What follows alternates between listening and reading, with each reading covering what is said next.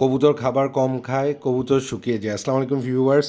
অনেকেই জানতে চান ওনার কবুতর খাবার কম খায় এবং কবুতর শুকিয়ে যায়, মাঝে মাঝে বমি করে, খাবার হজম হয় না, বিভিন্ন এই সংক্রান্ত সমস্যা। এই দুইটা ওষুধ খুবই কাজ করে। এটা হচ্ছে কার্মিনা। কার্মিনাটা আপনার পানির সাথে মিক্স করে দিলে কবুতরের শুকিয়ে যাওয়ার সমস্যাটা শেষ হবে এবং খাবার খাওয়াটা ধীরে ধীরে বাড়তে থাকবে। তো কবুতর সুস্থ হয়ে যাবে ইনশাল্লাহ। এটার দাম হচ্ছে 450 ml, 160 টাকা। আর আরেকটা যেটা হচ্ছে এটার সাথে যে ওষুধটা আছে সেটা হচ্ছে যে অটোজাইম। এটা একটা, এই ওষুধটা অটোজাইমটা এটা একটা ভেটেরিনারি ওষুধ। এটাও কবুতরের খাবার রুচি বাড়ায় এবং শুকিয়ে যাওয়া থেকে রোধ করে এবং কবুতর বমি ও হজম সংক্রান্ত সমস্যা দূর করে।